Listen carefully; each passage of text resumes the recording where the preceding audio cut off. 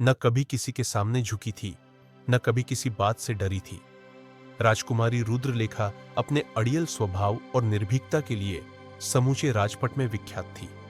उसका बाण ऐसा चलता कि दुश्मनों के हृदय कंपित हो जाते और उसकी आंखों की ज्वाला देखकर अनुभवी सेनापति भी चुप हो जाते।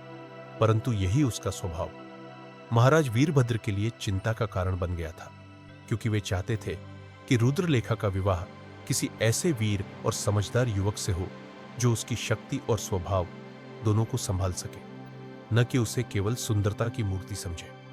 परंतु रुद्रलेखा किसी भी साधारण वर के लिए स्वयं को समर्पित करने को तैयार नहीं थी। उसने स्वयंवर की एक ऐसी शर्त रख दी जो केवल बाहुबल नहीं, हृदय बल और सत्यनिष्ठा की भी परीक्षा लेती थी। जिसने भी उससे विवाह करना हो, उसे मूक पथ से गुजरते हुए मंत्र वृक्ष के नीचे छिपा जीवन मणि लेकर आना होगा।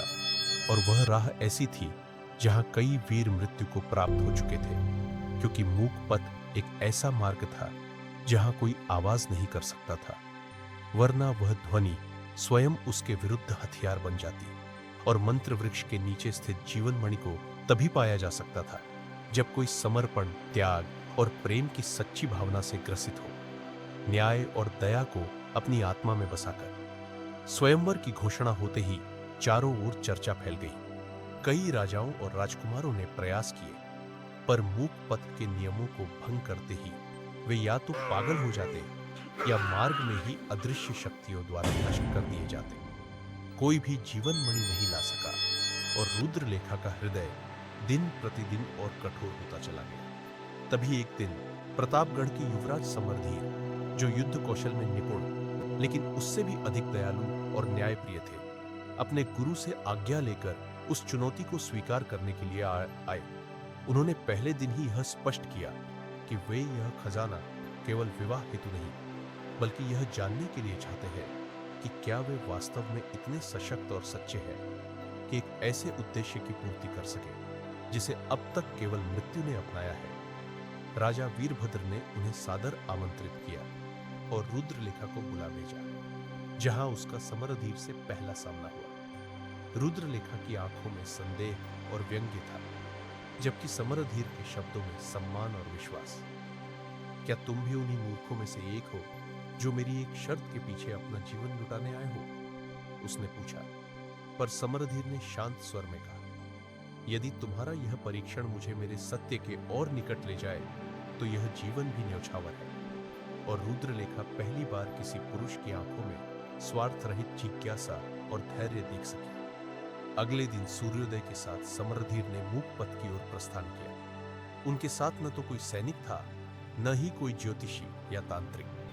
बस उनके साथ थी एक पवित्र माला, उनके गुरु का आशीर्वाद और एक शपथ कि वे किसी भी स्थिति में ना तो क्रोध करेंगे, ना ही डरेंगे और ना ही कोई असत्य वचन कहेंगे।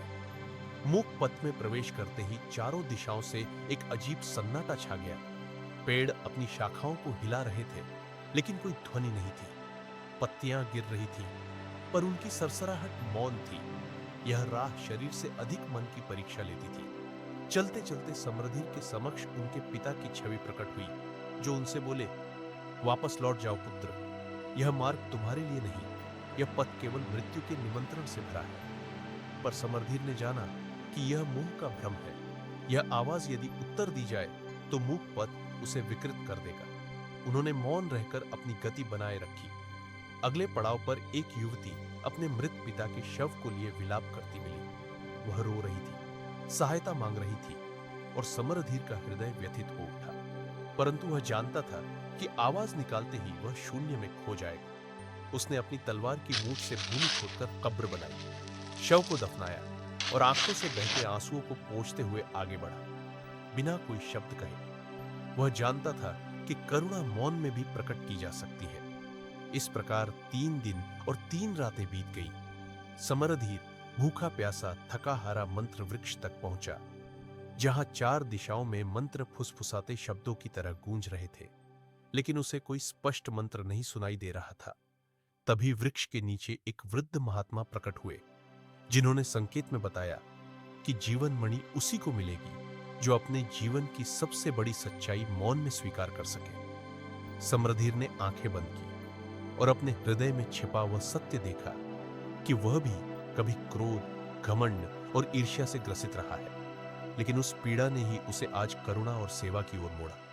और जब उसने आंखें खोली तो जीवन मणि उसके सामने थी, एक साधारण सी दिखने वाली पत्थर की बूंद जिसमें प्रकाश स्वयं से निकल रहा था। समरधीर ने उसे उठाया, प्रणाम किया और उसी मौन मार्ग से लौट आया। रुद्रलेखा को विश्वास नहीं हुआ जब उसने समरधीर को महल के द्वार पर खड़ा पाया, जीवन मणि हाथ में लिए हुए, और उसकी आंखों में कोई विजय का गर्व नहीं, बल्कि एक ऐसी शांति थी जिसे केवल सच्चा प्रेम और तपस्या दे सकती है। वह कुछ पल चुप रही, फिर बोली, तुमने मेरा अहंकार तोड़ा, मेरी परीक्षा ली और मुझे मेरी ही आंखों में झांकने पर विवश कर दिया। ये जीवन मणि अब तुम्हारी नहीं, मेरी परीक्षा है। रुद्रलेखा ने समरधीर का हाथ थामा और सबके समक्ष कहा, मैं इस पुरुष के साथ जीवन बिताना चाहती हूं जो न केवल मार्ग पार कराया बल्कि मेरे भीतर की मूकता को भी सुन सका। महाराज वीरभद्र की आंखों में गर्व और आंसू थे। समरधीर और रुद्रलेखा का विवाह एक महान उत्सव में परिणत हुआ और वर्षों तक लोग यह कथा सुनते रहे कि सच्चा प्रेम मौन की भाषा समझता है और असली वीरता वह नहीं जो तलवार से हो, बल्कि वह जो त्याग, करुणा और सत्य के मौन रास्ते से होकर आए।